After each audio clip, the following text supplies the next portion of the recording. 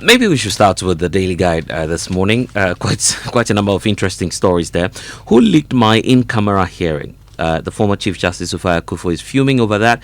She's unhappy also about the trial of the embattled Chief Justice. Oh, well, she's no longer the Chief Justice, Gertrude Tokone. And when it stands, she's proceeding to the ECOWAS courts. We wait to see what the outcome will be. NPP calls for Chief Azoka and Alhaji Wahab's arrest, flowing from that confrontation during the Akwatia by-election. So the party is asking the IGP to act fast. EOCO picks up Kofi Akalu. The understanding is that has been done together with his wife. We wait to see what more details EOCO will be giving us in the coming days. Pokuase-Nsawam road deadline stands. That's according to President John Mahama. And Akwatia by-election doesn't reflect the I think, Winston, I should use it here. Doesn't reflect the 2028 fate of the NPP. That's according to the General Secretary. Well, we'll talk more about that. I've been on Tuesday while I was leaving here. Somebody actually came to have a conversation with me around 11 p.m.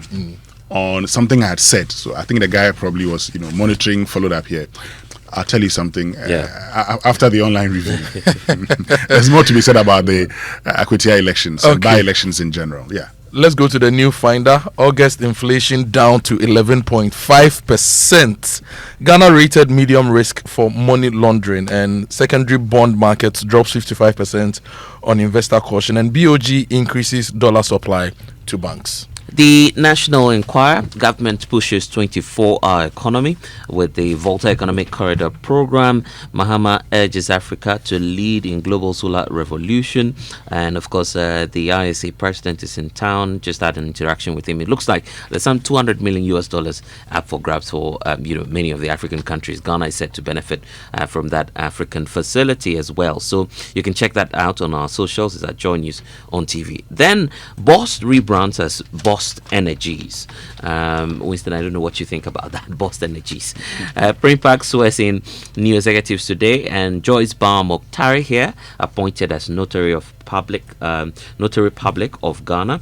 Then there's inflation dropping to 11.5% in August, beating the end year target. So quite some good news there for the finance minister and Dr. Kasiela Tofos. And he looks to be he seems to be very quiet these days. We don't hear him talk as much as you would expect him to. Probably he's working submarine way, probably. Well, he's always been quiet. When you're a finance minister, everything you say matters. Yeah.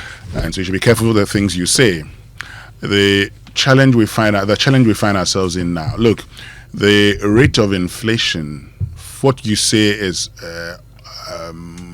August inflation, is actually from the second week in July to the first week in August. So by end of this week would be the deadline for the calculation of the September inflation rate. So trust me, the rate of inflation in September also could probably see a reduction. However, there's a likelihood, if things remain as they are now, the rate of inflation in October could go up. And that's why we should start checking. Anyway.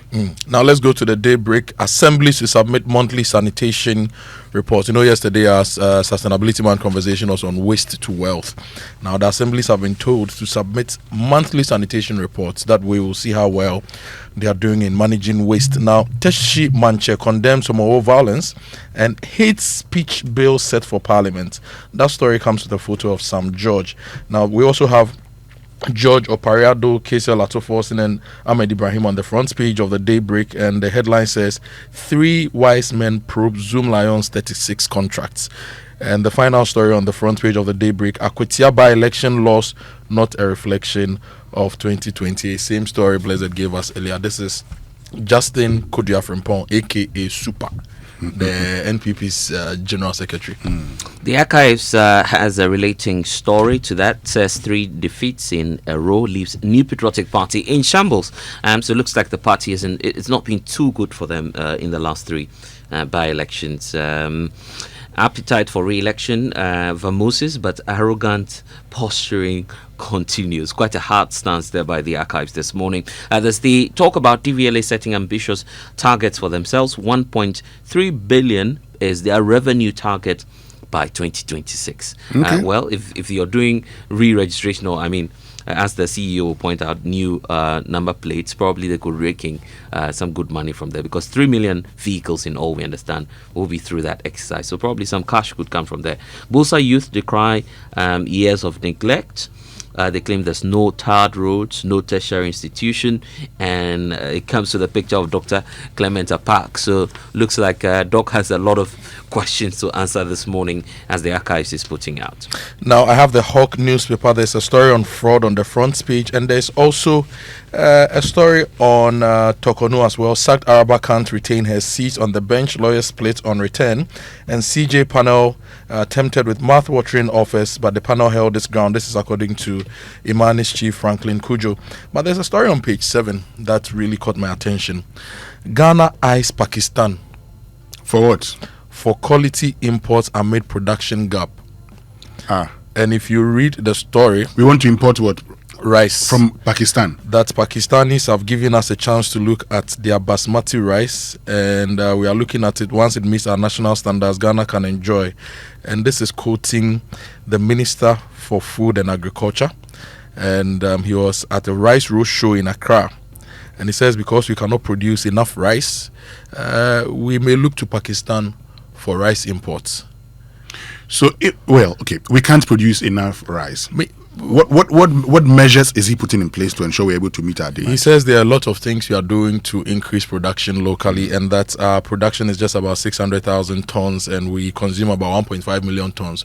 So whilst we look to bridge that gap, we are looking to countries like Pakistan for quality rice imports. But I know that as we speak, people who farmed rice last year into this year and have harvested in this country, they cannot sell. You know why? Tell me. Because the dollar dropped, and there have been a lot of imported rice in the system, and the imported rice is cheaper. I was telling you last week how I went to one of these shops to go and buy rice, and all the imported rice options were cheaper than the Ghana rice options. So what strategies are we putting in place to ensure the industry actually gets support and the imported rice doesn't cut off our farmers from the market? And how do we use public procurement to stimulate growth of the space, so that this year, December, for example, I don't have to see imported rice being given to any state agency or quasi-government institution. If they are buying rice for their staff, it should be from local sources to put some financing in the system. Yeah, so that's the story that caught my attention, that we are eyeing Pakistan for quality imports, and this is largely rice. I know the economic enclave project, which you played a major role in. Yeah. The whole idea was to make it easy for farmers. Yeah. Get land, land that has been worked on. Yeah. You lease it, Yeah. plant, Yeah. and so you're able to produce more. Yeah. I've been to the Kasunya. Kasunya enclave. What about the others? What are we doing there? We need a lot of money to invest in infrastructure. You see, I've always been saying, look at the amount of money allocated to the Ofanko Road, for example. How much was stated in the discussions? Well, from the Afri-Exim Bank facility, $200 million was allocated to it. The discussion has also shown that an additional $146 million, If you total amount is about $346 million. convert that into cedis, that's in excess of 4 billion Ghana cedis. how much money has been allocated to capital investments in agriculture? Tell me. To invest in infrastructure. And you see, agriculture is just like every other form of infrastructure. You need roads, you need land that you develop, you need water access, so irrigation, okay? You need warehouses, you need machinery. And I've been complaining personally as a farmer. It's been 2 months I've been looking for tractors to plow my farms. I'm not getting any to rent. We don't have enough. So I think that, yes, we may want to look at places to import stuff to bridge our deficits, but we are actually not doing enough to invest in our own food security and food sovereignty. And as we speak, there's rice sitting in warehouses in this country. Yes, it's that true. Local farmers cannot sell. So, if I get you correctly, what you're saying is that we can actually enhance the production of rice locally if we are committed to it? If the president announces that the government of Ghana has signed $100 million or 100 million cedi, let me use cedis, BOG says, contract with local rice producers to supply rice for school feeding, for state agencies and everything, okay? And these companies actually get contracts. They can take these contracts and go to the banks and take loans and grow the rice we want. We don't even need to go and borrow any money to turn around. And then we invest in land and infrastructure. I thought the World Food Program, when we started the school feeding, the idea was to eventually have local supply of all food. I doubt that the food we are giving to school feeding across the various food item list, we have more than 50% local supply. So you are saying that we're doing the same thing we do with everything? From fish, meat, everything. I doubt that we have more than 50% local supply. So we are still doing talk, no action? I doubt that we have more than 50% local supply for our school feeding. Okay. Well, let's get into the online news review. Let's see what's on myjoyonline.com this morning. Yes, MyJoy Online. More on Akwatia. NPP's Richard Ahiagba blames Sofo Azoka NDC violence for Akwatia defeat. EOCO picks up Kofi Akalu. Government settles contractor as Pokuase-Nsawam Road races to June 2026 deadline. And Ahiagba is still here. He says if people had come out to vote, NPP would have won. We've heard this before, haven't we? Well, the thing with a by-election is that unlike the main election, in a by-election, normally the governing party would look at, the opposition party's stronghold and all of that. What you do, I mean, Blizzard and Co. were there. What you would do is that you can actually send a lot of military and police presence to their strongholds. And when people feel intimidated, they don't show up to come and vote. And also what you do is to make sure that in their stronghold, and in Akwatia, for instance, the NPP stronghold is Achimwenchi, New Wenchi, they call it, Wenchi. Now, at Wenchi, the NPP is always able to, get about 70 to 80% of the votes in that area. So if you are the governing party, what you have to do is to try and reduce the margin of victory there. And one of the ways that, in Akwatia, there were allegations of votes buying here and there. There are some people that you people may have spoken to who indicated they're not going to vote Blessed unless they come and give them money. And that's a sad spectacle because it's creeping deep into our politics now. It's like if you don't have cash, no, it's true. It's like you won't be valued at all. So you see, and I've heard, post the analysis that we did, I've heard people, if you go to, say, Buedua, for instance, that's supposed to be Asumedu's hometown. That's Asumedu's hometown. But he lost. He lost. And the reason the NPP chose him was that they knew they would get New Wenchi. And for some time now, a lot of their candidates have come from New Wenchi. It's their stronghold. And they got New Wenchi, of course, they didn't get the margins. But in Buedua, that is NS Kumi won in the last election. If you have Asumedu coming from Buedua, and he's been helpful to the community, the expectation was that the community would turn out to vote for him. And so if they vote for him, then he would win. But the thing also is that you just don't have the expectation. You should try. This data. Go get onto the ground and find out what is happening. When I even spoke to some of the NDC people, they knew that the guy was very, strong in his hometown. But what they did on the day was to go there and, like Bezed would tell you, incentivize the voters. Is that how you say it? Incentivize the voters. I saw an interesting video online. Kojo Breeze was reporting and somebody was approaching. Yes, with a lot of money, cash. Come on. Yeah, when people... Winston, that's why you find the NPP supporters hardcore ones. Of course, not happy at what was done to, the individual, because they felt that, look, this is someone who employs a lot. He's into the mining space. He's giving you so much jobs. Why allow the government to come through and just promise you a number of projects and then you give the votes to them? They're not too happy about that. But I understand he wants to return in 2028 if given the opportunity. In fact, that is on MyJoy Online. Yeah. He says he'll contest the Akwatia seat again if the party allows. Okay. So look, a lot of people have said things, and it tells you the youth are this. Look, the truth also, beyond, the youth will go.